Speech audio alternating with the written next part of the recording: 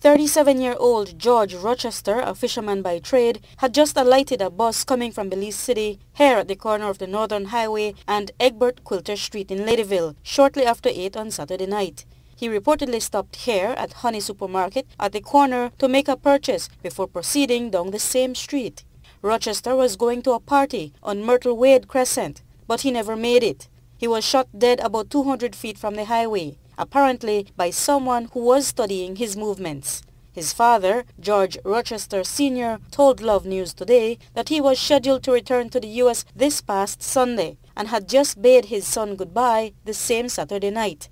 Rochester Sr. said that his vacation has now turned into sorrow and grief. His son, he said, wanted to return to Belize to make a life after spending several years in the U.S. He lived abroad from 1988, and he came back to Belize about 5 years ago, 6 years ago, and he wanted to stay. He said, you know, he can make a living here. He decided the rat race in the United States wasn't for him anymore, but it makes you think, you know, the violence is all over the world.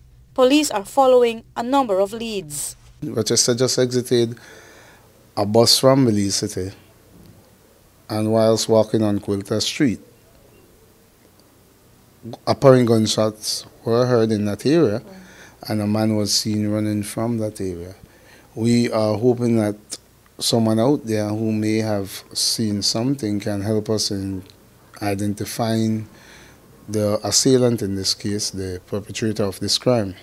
Okay. Now, we were made to understand at the scene that this alleged gunman might have been on the same bus with him? Yeah, investigators are also looking at that possibility. He was shot several times to the body, both legs, the chest area, and wound, apparent bullet wound below one of his eyes. George Rochester Sr. told us that his son's murderer also stole his cellular phone and that his son had told him prior to Saturday night that he feared that someone wanted to harm him.